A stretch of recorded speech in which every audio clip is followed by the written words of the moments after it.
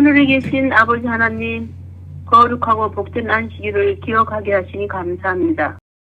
지금 세계는 코로나 바이러스로 인하여 많은 사람들이 고통과 두려움에 떨고 있습니다. 예수님이 재림의 시작입니다. 재림을 준비하고 세계의 시간을 주시고 계십니다. 우리는 두려움에 떨지 않고 예수 그리스도를 믿음으로 소망이 있습니다. 예수님께서 우리를 데리러 오신다는 소망을 가집니다. 말씀과 기도로 재림을 준비하고 또 큰 환난 가운데 하나님의 영광을 드러낼 수 있게 하여 주시옵소서. 사우스베이스 재림 성도들 가정마다 건강을 주시고 보호하여 주시옵소서. 이 시간 박석기훈 목사님 말씀을 주실 때 일상 살아갈 동안 힘과 용기를 주시고 순종의 시간이 되게 하여 주시옵소서. 예수님 이름으로 기도드립니다. 아멘.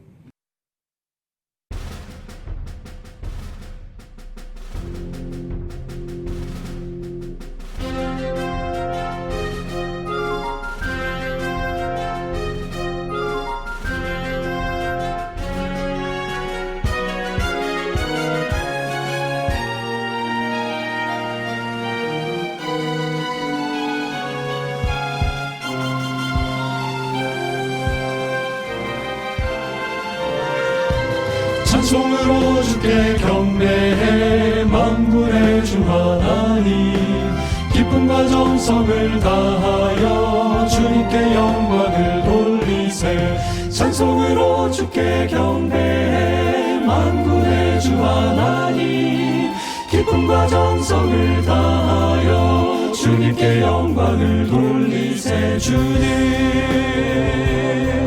곧 전능하신 내 하나님 주는 내 주는 만왕의 왕 만군의 주님 찬송으로 주께 경배해 만군의 주 하나님 기쁨과 정성을 다하여 주님께 영광을 돌리세 찬송으로 주께 경배해 만군의 주 하나님 기쁨과 정성을 다하여 주님께 영광을 돌리세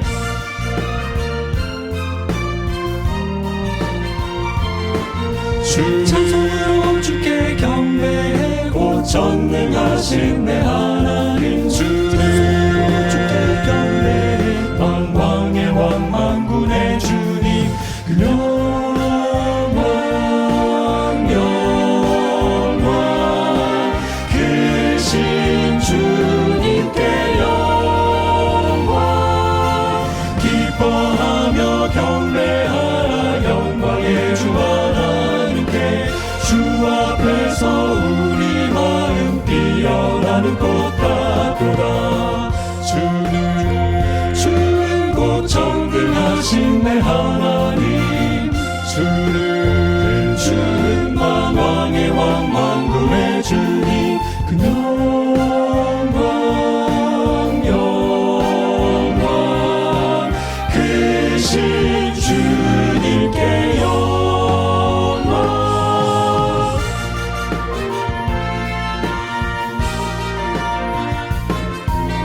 찬송으로 주께 경배해 만군의 주 하나님 기쁨과 정성을 다하여 주님께 영광을 돌리세 찬송으로 주께 경배해 만군의 주 하나님 기쁨과 정성을 다하여 주님께 영광을 돌려 주를 찬양해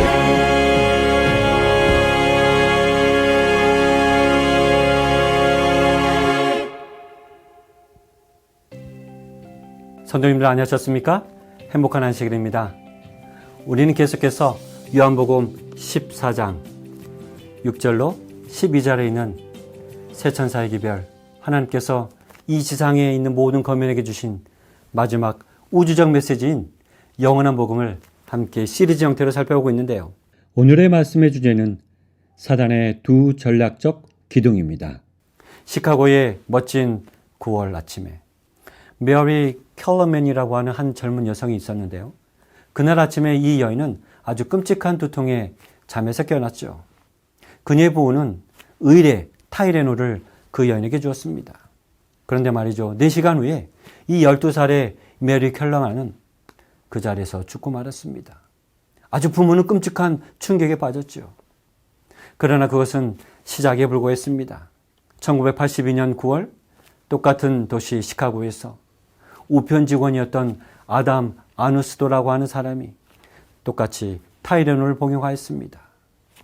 그 타이레놀을 먹고 그 사람도 역시 죽었습니다. 하루가 끝나기 전에 사망하였습니다. 똑같은 날 하루가 끝나기도 전에 사망자의 수가 증가하기 시작하였습니다. 실제로 며칠 동안 이와 같은 현상이 점점 더 발생하였죠. 화학약품 전문가가 조사를 착수했습니다. 테스트 결과 각 캡슐에는 수천 번의 치명적 복용량을 제공할 수 있는 독성 수준의 시안화 칼륨이 포함되어 있었습니다. 정말로 일부 정신 나간 어떤 사람들이 아주 이런 끔찍한 조작을 하고 있었던 것이죠. 그들은 악의적으로 캡슐을 조작하고 사람들의 생명을 앗아가 버렸습니다. 그래서 이 타이레놀 제품은 각 마트와 상점에서 전부 회수되었습니다. 경찰은 사람들에게 알리는 확성기를 들고 시카고의 거리를 다니면서 외칩니다. 여러분, 집 선반에 타이레놀이 있으면 지금 당장 타이레놀을 버리시기 바랍니다. 타이레놀 제품을 복용한 사람들은 실제로 발열을 감소시키거나 두통을 감소시키고 무언가 몸에 유익한 것을 취하고 있다라고 그들은 약을 복용합니다. 그러나 그런 생각을 가지고 복용한 사람들은 언제요? 1982년 많은 사람은 죽음에 이르게 되었다는 것입니다. 독성분이 가미된 타이레놀을 복용했던 것이죠. 물론 지금 여러분의 가정에 있는 타이레놀은 그렇지 않은 안심하고 드실 수 있는 약으로 제가 알고 있습니다. 하지만 그때의 그 기사를 읽으면서 제가 마음 가운데 떠오른 한 가지 생각은 이 세대에는 영적인 유형의 폐기물과 같은 타이레놀 캡슐이 있다고 하는 것입니다. 성경 잠언 16장 25절이 말합니다. 이 보물 놓치지 마시기 바랍니다. 어떤 길은 사람의 보기에 바르나 필경은 사망의 길이니라.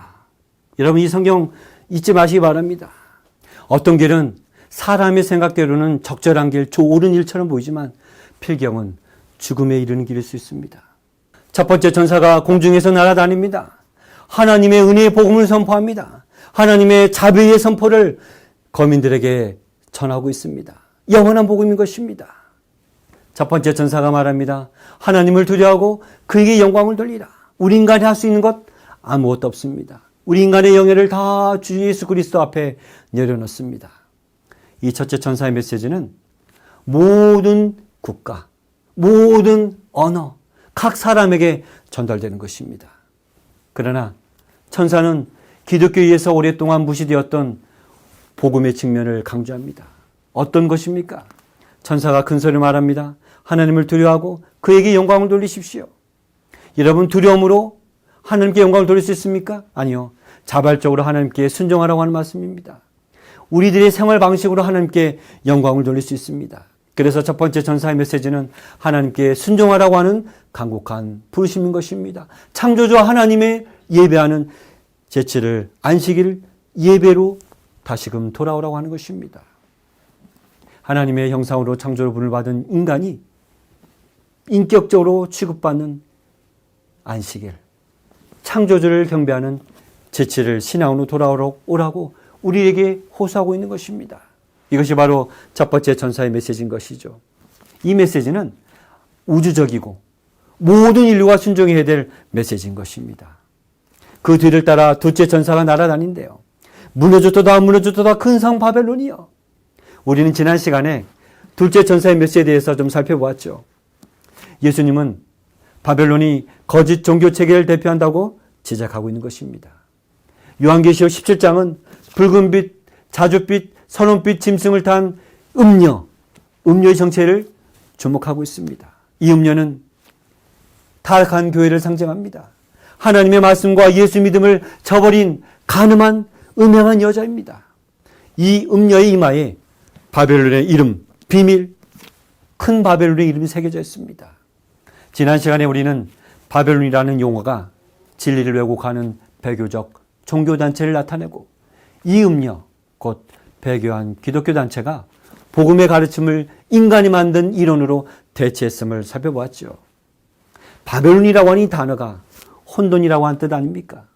혼돈스러운 종교적 가치, 인간의 생각이 하나님의 말씀과 섞여버렸습니다. 하나님의 말씀을 인간의 생각으로 대신한 것이죠. 그래서 요한계시록 17장에서 바벨론에 관해서 읽었을 때에 자줏빛과 주홍색 이 옷을 입은 위대한 어머니 교회, 그 어머니 교회가 어떤 교회인지 우리는 살펴보았습니다. 음녀입니다. 우리는 일곱산 언덕에서 자리 잡은 이 도시, 그 도시에 자리 잡인 음녀가 어떠한 존재인지 계시록 17장에서 살펴보았습니다. 이 위대한 어머니 교회가 확실히 로마 교회라고 우리는 지난 시간에 확인했습니다. 이 음녀는 국가를 상징하는 짐승 위에 앉아서 권력을 가지고 지휘합니다. 지구 역사의 마지막 날에 이 교회는 단결할 것입니다. 종교적 자유는 훼손되고 종교적 자유는 국가 권력에 의해서 약탈될 것입니다. 그러므로 오늘 우리가 주목해 보아야 될 이 한 가지 포인트는 사단이 우리 인간을 기만하는 두 가지 전략적 중심 기둥을 살펴볼 것입니다. 이 두 개의 중심 기둥은 바벨론에서 직접 나왔습니다. 종교적 혼란을 나타내는 고대 바벨론에서 나왔습니다. 고대 바벨로니아가 가지고 있던 두 가지 중요 기둥을 영적 바벨론이 그대로 전수받은 것이죠. 여기서 영적 바벨론에 대해서 우리가 이렇게 말합니다. 무너졌도다 무너졌도다 큰 성 바벨론이여, 귀신의 저소와 각종 더러운 영이 모이는 곳과 각종 더럽고 가증한 새에 모이는 곳이 되었도다. 여러분, 이 성경 말씀에 귀신의 저소라고 하면 무엇을 의미합니까? 실제로 고대 바벨론은 영의 세계가 군집한 혼잡한 도시였습니다. 사람들은 영혼을 두려워했습니다. 죽은 자의 환생을 믿었습니다. 바벨론은 불멸의 중심지였죠. 불멸의 영혼이라고 하고 있는 이 표현은 고대 바벨론 철학의 일부였습니다. 고대 바벨론 사람들은 사람이 죽었을 때 보이지 않는 이 영혼은 실제로 살아서 다시 인간 세상으로 돌아올 수 있는 그 불멸의 시간을 믿었습니다. 고대 바벨론 사람들은 우상이 죽은 사람들의 화신이라고 믿었기 때문에 이 우상들을 숭배합니다. 인간이 죽을 때 영혼이 계속되는 불멸의 영혼이 있다고 하는 생각은 참으로 불행히도 기독교에서 처음 나온 사상이 아니라는 점입니다. 여러분은 이 점을 아시고 놀라셨습니까? 그래서 바벨론에서 시작되어서 이 영혼 불멸 사상이 전수받은 헬라 족속 그리스인들은 플라톤과 소크라테스의 글에서 불멸의 영혼에 대한 개념을 대중화시켰죠. 영혼이 있다고 믿었습니다. 성경은 이스라엘 백성들이 고대 바벨론과 공존하던 그 시대에 어떤 일이 벌어졌는지 에스겔서 8장에 기록하고 있는데요. 참으로 끔찍한 일입니다. 우리 다 같이 한번 찾아보실까요? 그가 또 나를 데리고 여호와의 전으로 들어가는 북문으로 이르기로 보니 거기 여인들이 앉아 담무스를 위해 애곡하더라. 여러분, 여기 성경에 이스라엘 여인들이 하나님의 집 어디에 앉아 있습니까? 성소에 앉아 있는데 누굴 위해서? 담무스를 위해서 울고 있다. 여러분, 담무스는 누구입니까? 담무스는 바벨로니아의 신, 고대 바벨론의 신 중에 하나였습니다. 바벨로니아 사람들은 무엇을 믿었죠? 그들은 하늘이 어두워지는 겨울이 왔을 때 신이 죽었다고 믿었습니다.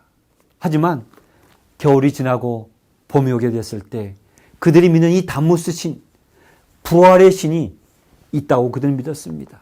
그래서 고대 바벨론 사람들은 담무스 신의 이 불멸에 대한 생각을 뿌리 깊게 가지고 있었습니다.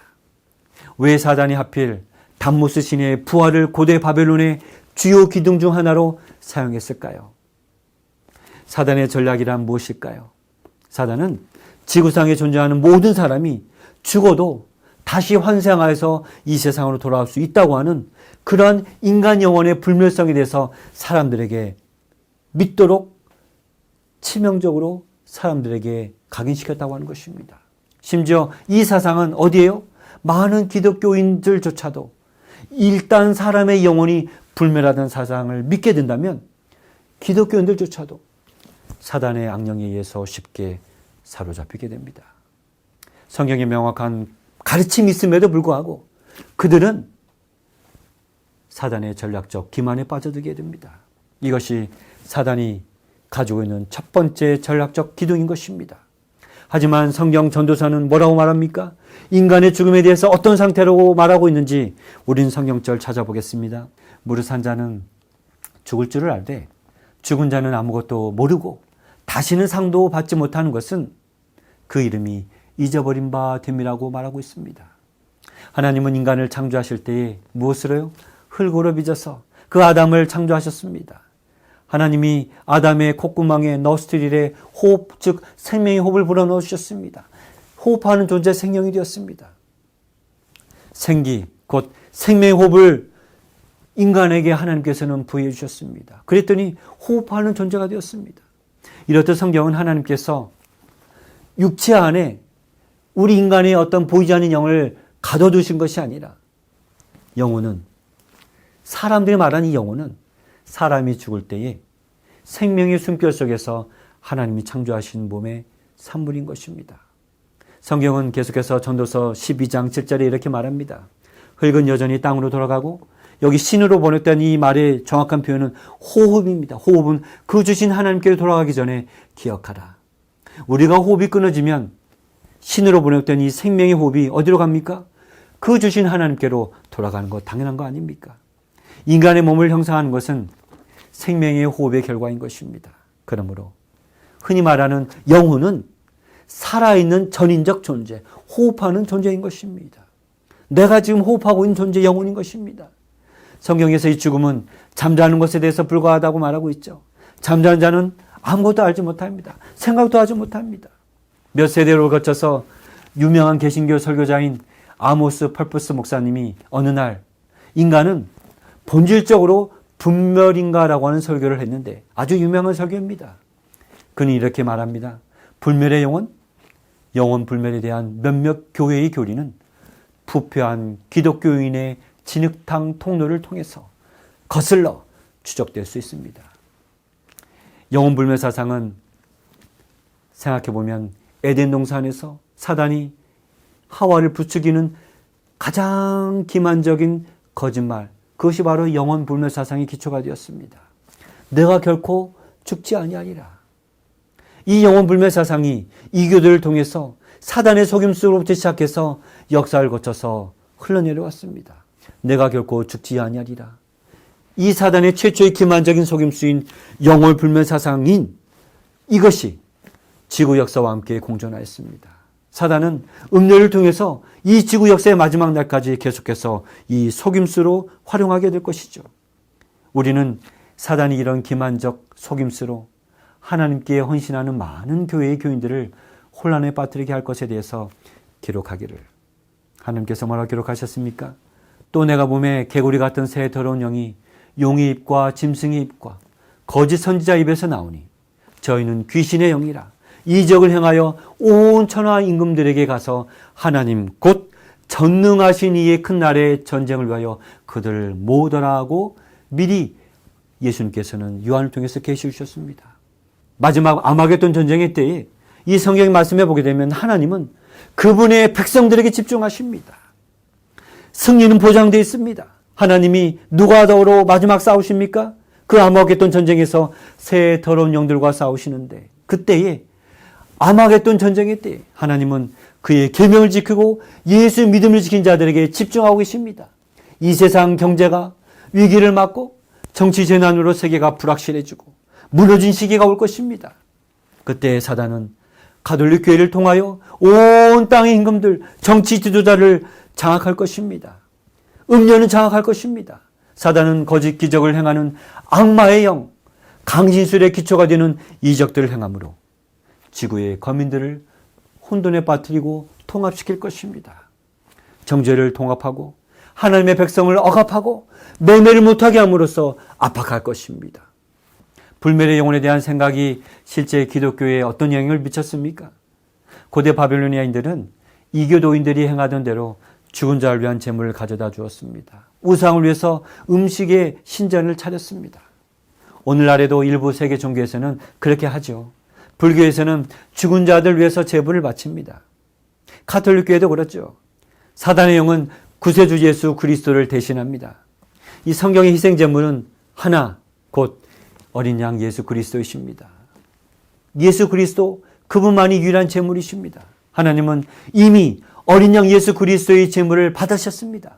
그러므로 우리의 의로움을 오직 예수 그리스도의 희생, 곧 자기 몸을 드린 그 행위, 그 피 때문에 우리는 의롭습니다. 우리는 하나님 앞에서 우리 스스로 올바르게 잡으려고 두려워할 필요가 없습니다. 노력할 필요가 없습니다. 우리는 그리스도를 통해서 하나님께 나아갑니다. 그래서 우리는 죽은 자를 위한 제물을 가지고 올 필요가 없습니다. 요한계시록 14장 13절에 말합니다. 지금 이후로 자금 이후로 주 안에서 죽는 자들은 복이 있도다 하시매 성령이 가라사대 그러하다 저희 수고를 그치고 쉬리니 이는 저희의 행한 일이 따름이라 하시더라. 우리가 예수 그리스도의 제물로 단번에 드려졌기 때문에 우리가 죽어도 더 이상 우리는 제물로 드릴 필요가 없다는 말이죠. 계시록은 아주 분명하게 말합니다. 사람이 호흡이 끊어지면 죽으면 수고해서 쉽니다. 휴식합니다. 잠잡니다. 그래서 욥기 7장 9절에서 음부로 내려가는 자는 다시 올라오지 못할 것이니 이는 자기 집으로 돌아오지 못하겠고 자기 처소도 다시 그를 알지 못하겠다고 말씀하고 계십니다. 성경은 주목하십시오. 53번이나 죽음을 잠자는 것과 비교해 주고 있습니다. 죽음은 잠자는 것에 불과하다고 말하고 있습니다. 죽음은 무엇입니까? 휴식입니다. 아무것도 알지 못합니다. 우리가 죽을 때 우리의 삶은 재앙에서 안식합니다. 우리는 고통으로부터 휴식을 취합니다. 하와를 기만했던 최초의 사단의 거짓말로부터 고대 바벨론을 거쳐서 영적 바벨론에 이르기까지 사단의 속임수인 어떤 사상이요? 영혼 불멸 사상, 강신술의 기초가 되는 영혼 불멸 사상은 사단의 두 번째 기둥과 같은 전략적 무기가 되었습니다. 다시 말씀드립니다. 성경에서 이 죽음은 휴식입니다. 죽음을 일컬어 잠잔다라고 한 이 표현은 무려 53번이나 성경에 기록되었습니다. 우리는 예수님 오실 때까지 잠자게 될 것입니다. 왜 사단은 이 불멸의 영혼, 즉 영혼이 불멸하다고 하는 사상을 계속해서 교회를 통하여 가르쳐 오고 있는 것일까요? 왜 그는 계속해서 사람들을 기만하는 것일까요? 왜냐하면 사단이 예수 그리스도의 재림을 싫어하기 때문입니다. 생각해 보십시오. 죽은 자가 이미 그 영혼이 몸에서 분리되어서 천국에 가 있다고 한다면 흔히 사람들이 믿는 대로 말이죠. 예수님이 무엇하러 이 땅에 다시 재림하십니까? 생각해 보십시오.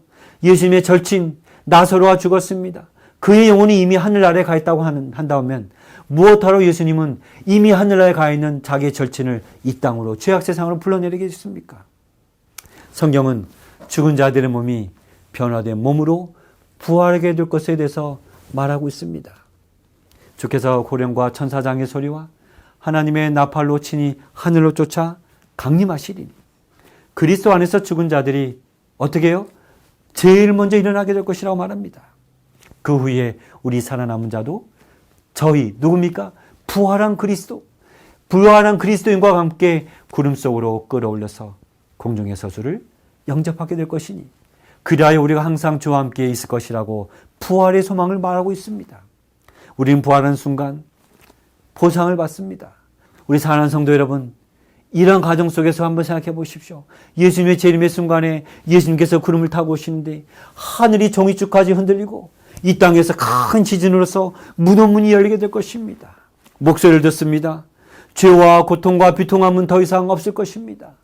왜 그렇게 많은 교회에서 영적인 힘이 부족합니까? 왜 영역이 없습니까? 그것은 바로 그들이 재림에 대한 임박성을 깨닫고 있지 못하기 때문이 아닐까요? 사단은 그리스도의 재림에 대한 전체적 이 생각을 사람들로부터 훼손시키고 사람들의 마음을 영혼이 불멸하다고 하는 사상으로 기만하고 속이기 위해서 영적 바빌론의 거짓 교리를 기독교에 도입하고 있는 것입니다. 그러므로 사단의 전략에는 두 가지 중심 기둥이 있습니다. 첫째는 바벨론에서 직접 나온 영혼 불면 사상인 것입니다. 제초의 사단은 하와를 영혼 불면 사상에 기초하여서 기만하였습니다. 두 번째 사단의 속임수는 태양 숭배인 것입니다. 여러분, 태양 숭배는 창조주 하나님을 경배해야 할 우리의 순종을 어떻게 시킬까요? 약화시키고 안식일을 기억하여 거룩히 지키라고 하는 하나님의 분명한 명령을 불순종하게 만듭니다. 고대 태양 숭배는 이집트에서 태양신 아만나를 숭배하였고 고대 바벨론에서는 벨 마르뚝을 숭배했죠. 둘 다 태양신입니다. 또한 이 페르시아 시대로 넘어가면 미드라 신을 숭배했는데요. 이 세 신이 모두 이름은 다르지만 태양이었습니다. 그들은 다 태양을 숭배하였습니다. 이 모든 이교도 문화에서 태양신을 숭배하였죠. 그래서 이 태양은 하늘에서 빛나는 물체가 되어버렸죠. 그리고 이 이교도들이 하늘에 있는 이 빛나는 물체를 바라보면서 태양신이 마치 화를 내면 마치 이글거리는 것처럼 작물이 자란다라고 믿었습니다. 그래서 그들은 태양을 신으로 여기고 태양신을 숭배했죠. 성경은 태양 숭배의 영향이 실제로 이스라엘 백성들의 삶에 깊숙이 침투했음을 기록으로 남겨주고 있습니다. 그가 또 나를 데리고 여호와의 전 안뜰에 들어가기로 보니 여호와의 전문 앞 현관과 제단 사이에 약 25인이 여호와의 전을 등지고 낯을 동으로 향하여 동방 태양을 경배하더라. 여러분, 이 성경 보셨습니까? 약 25명이 되는 사람들이 성전 제단과 현관 사이에 앉아서 성전을 보는 것이 아니라 성전을 등지고 어디를 보고 있습니까? 동쪽을 향해서 보고 있습니다. 여러분, 동쪽에 어디 뭐가 있습니까? 떠오르는 태양을 보고 태양을 숭배하고 있는 것입니다. 여러분, 하나님의 전에서 태양을 숭배한다고 하는 말, 이거 상상해 보실 수 있겠습니까? 하나님의 백성들이 태양을 숭배하다니요. 그것도 하나님의 전에서 말입니다. 모든 세대와 인류를 대표하여서 하나님을 섬기던 이스라엘 백성들이 하나님의 전을 등지고 태양을 숭배했다고 하는 것, 이 기사는 아주 우리에게 오늘날 충격적으로 다가옵니다. 하지만 오늘날에도 이와 같은 충격적인 일들이 교회에서 벌어지고 있습니다.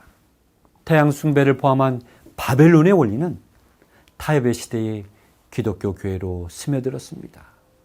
초기 세계로 거슬러 로마 제국의 역사는 무너지고 로마 교회는 그 권력 안에서 세력을 키워서 성장하고 있었습니다. 여러분, 존 이디가 기록한 성경 백과사전에 보게 되면 일요일 썬데이라고 하는 용어는 이교도들이 일요일을 경배하는 날이었기 때문에 그 주의 첫날에 주어진 이름이었죠. 이교도 문화에서 태양신이 지배적이었음을 말하고 있는 것입니다. 그래서 주간 달력에서 그들이 숭배하는 신을 첫째로 모셨기 때문에 일요일, 썬데이를 첫째 날로 명명하였습니다. 그런데 기독교인이 말하는 흔히 주일 예배, 일요일 예배가 어떻게 기독교 교회에서 제7일 안식일에서 일요일로 옮겨지게 되었을까요? 일요일 예배는 지구 역사를 통해서 서서히 수세기에 걸쳐서 교회 안으로 침투하게 되었는데 그 결정적 계기가 바로 로마 제국 시대의 콘스탄틴 황제 때였습니다. 콘스탄틴 황제는 태양 숭배에 강한 애착을 가지고 있었습니다. 에드워드 기본이라고 하는 역사가가 쓴 로마 제국의 쇠퇴와 멸망의 역사라고 하는 책에 보게 되면 태양은 무적의 인도자이자 콘스탄틴의 보호자로서 보편적으로 칭송되었습니다. 그런데 이 콘스탄틴 시대의 로마 제국은 무너지고 있었습니다. 그 틈을 타서 북쪽의 기르만 민족들이 내려오고 있었죠. 콘스탄틴 황제는 로마 제국을 구원하기 위해서 할 수 있는 모든 것을 동원하고 싶었습니다. 그래서 그 황제는 수도를 어디에서요? 로마에서 지금 터키의 콘스탄티노플로 옮겼습니다. 서기 AD 321년에 콘스탄틴 황제는 사회적 격변의 시기에 그의 제국, 로마 제국을 통일시키려는 그 시도로 처음으로 일요일법을 국가법으로 통과시켰습니다. 여러분, 이게 무슨 뜻입니까? 로마 제국 시대의 이교도인들은 이미 태양신을 숭배하고 있었습니다.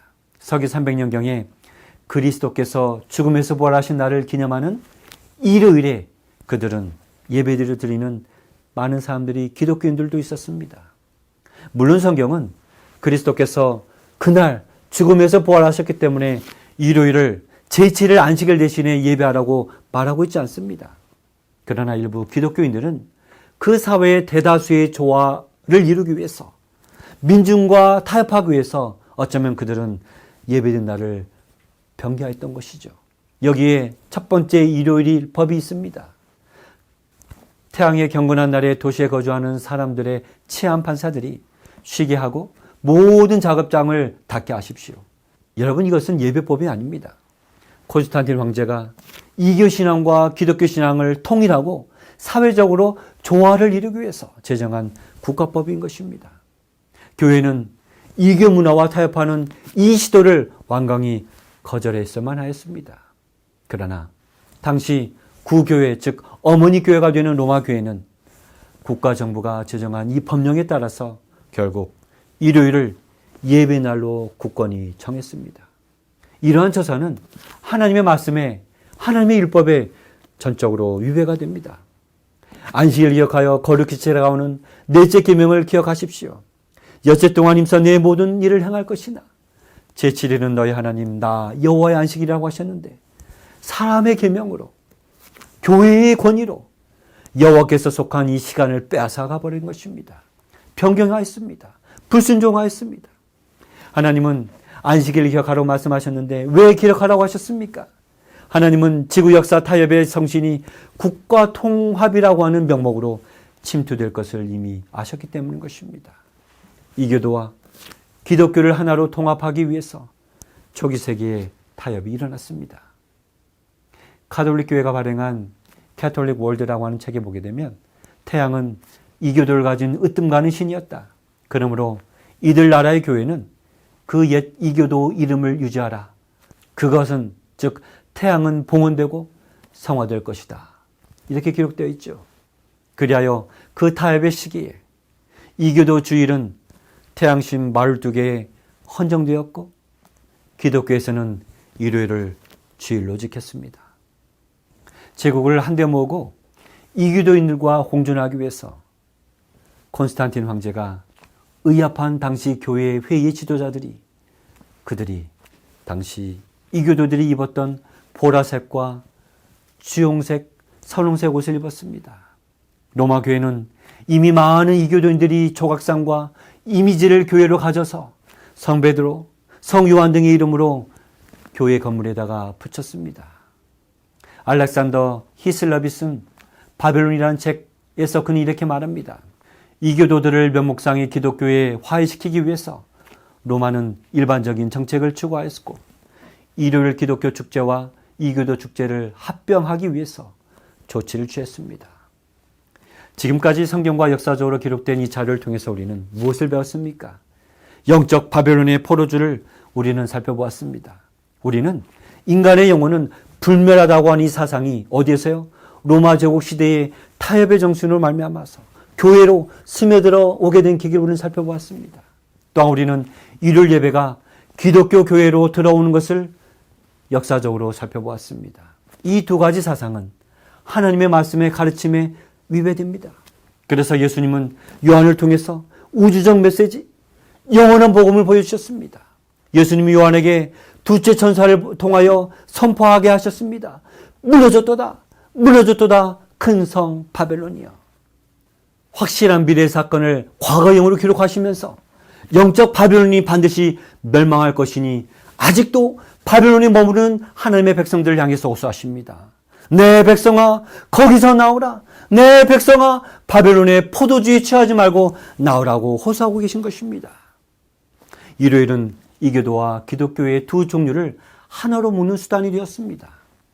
여기 침례교 교재의 저자인 에드워드 히스콕은 이렇게 말합니다. 일요일이 이교도의 표식으로 낙인 찍히고 태양신의 이름으로 침례를 받고 교황의 배교에 의해서 일요일이 성화되고 개신교의 신성한 유산으로 물려진 것은 엄청난 유감입니다. 히콕 박사는 일요일이 이교도의 표식으로 낙인 찍힌 이 사실을 이해하였고 역사적으로 기록하였습니다. 하지만 하나님은 에스겔서 20장 12절에 뭐라고 기록하셨습니까? 또 나는 그들을 거룩하게 하는 여호와인 줄 알게 하려 하여 내가 내 안식일을 주어 그들과 나 사이에 표징을 삼았었노라고 말씀하셨습니다. 이 말씀은 안식일은 하나님께 대한 충성의 표가 된다는 분명한 말씀입니다. 안식일은 우리가 하나님의 권위를 받아들인다고 하는 표이고 증거인 것입니다. 사단은 안식일을 훼손하여서 창조주와 하나님을 권위를 파괴하기를 원하였습니다. 그러나 하나님은 우리를 향해서 바벨론이 무너졌다고 선포하심으로 하나님의 승리를 확인시켜 주십니다. 하지만 불행히도 바벨론 이 사상은 교회 안으로 서서히 스며들어 왔습니다. 하나님은 그분의 말씀에 충실히 순종하는 개혁의 정신을 가진 자들 통하여 계속해서 이 땅에서 선포하고 계십니다. 하나님의 말씀과 예수 그리스도께서 보여주신 믿음으로 다시 회복하시길 원합니다. 오늘도 바벨론의 혼돈 가운데서 여전히 개혁의 운동이 이루어지고 있습니다. 에스겔서 22장 26절에 하나님이 말씀하십니다. 그 제사장들은 내 율법을 범하였으며 나의 성물을 더럽혔으며 거룩함과 속된 것을 분변치 아니하였으며 부정함과 정한 것을 사람으로 분변하게 하지 아니하였으며 그 눈을 가리워 나의 안식일을 보지 아니하였으므로 내가 그 가운데서 더럽힘을 받았느니라. 사랑하는 성도 여러분, 오늘날 종교 지도자들은 제7일 안식일에 대하여 눈을 감고 있습니다. 하지만 하나님은 오늘도 그분의 백성들에게 향하여 말씀하십니다. 바벨론에서 나오라고 호소하십니다. 많은 하나님의 백성이 아직도 바벨론에 머물러 있습니다. 여기 사단의 전략적 두 기둥이 요약되어 있습니다. 영혼 불멸 사상과 일요일의 신성함, 이 두 가지 큰 오리를 통해서 사단은 사람들을 그의 속임수 아래로 데려올 것입니다. 바벨론의 포도주 잔으로 사람들을 취하게 하는 것, 그것이 하나님의 말씀과 섞인 거짓 교리인 것입니다. 이것은 사람들을 취하게 만들어준 포도주가 되는 것입니다. 교회와 국가가 연합할 것입니다.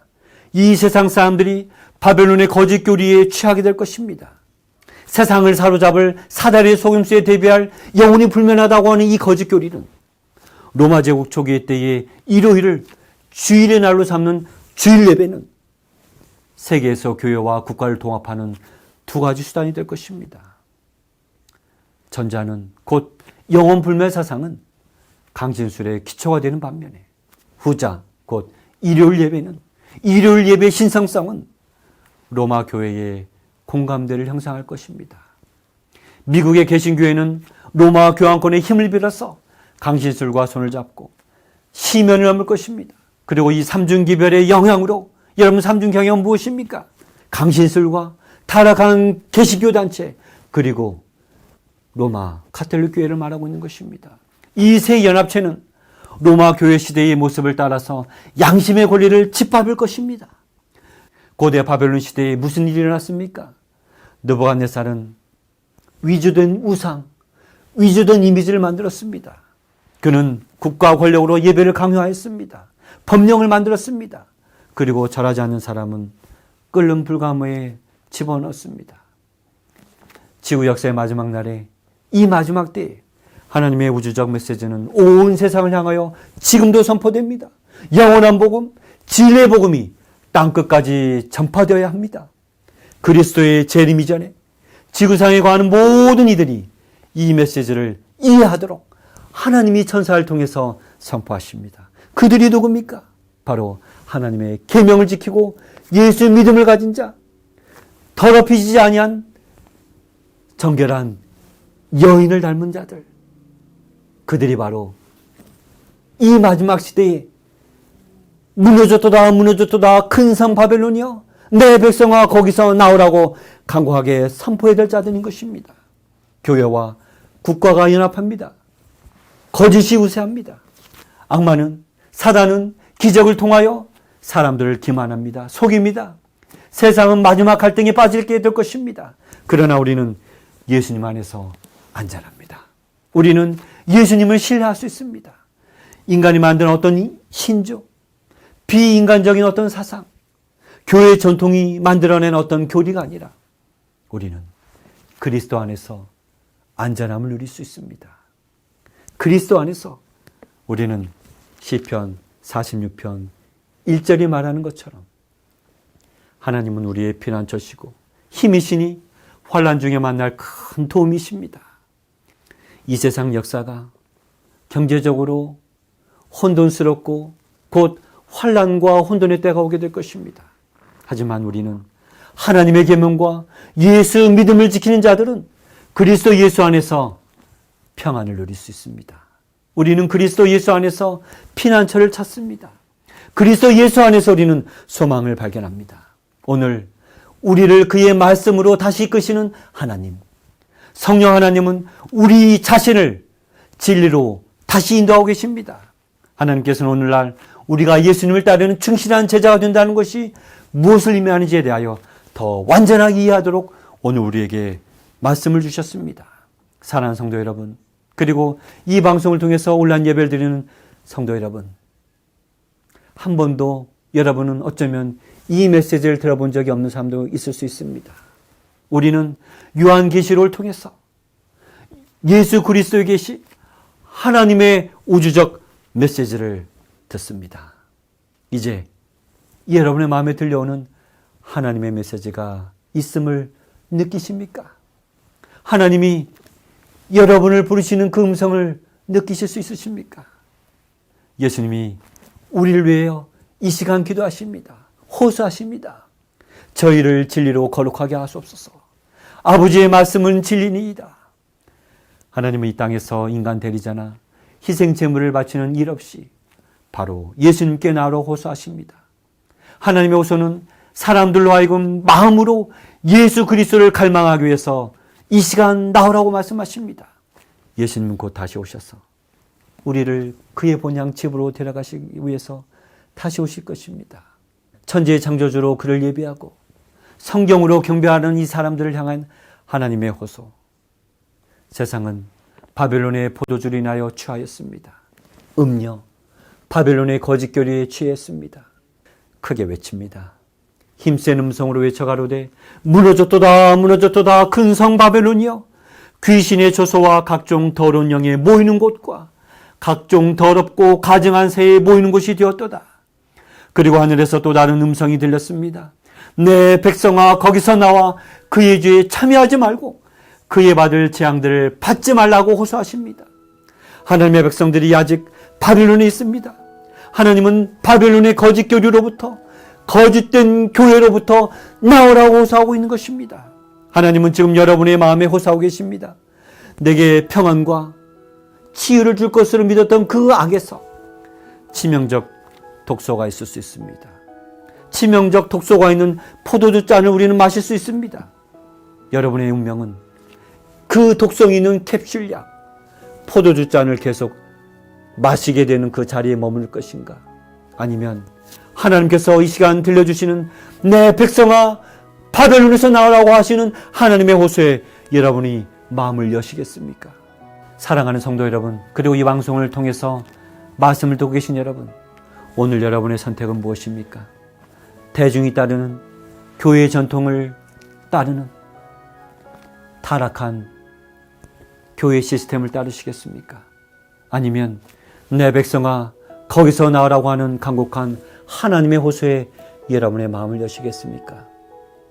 하나님께서 여러분의 마음에 역사하셔서 올바른 결단, 영생에 이르게 하는 올바른 선택을 하실 수 있도록 축복해 주시기를 간절히 바라며 말씀을 마치겠습니다.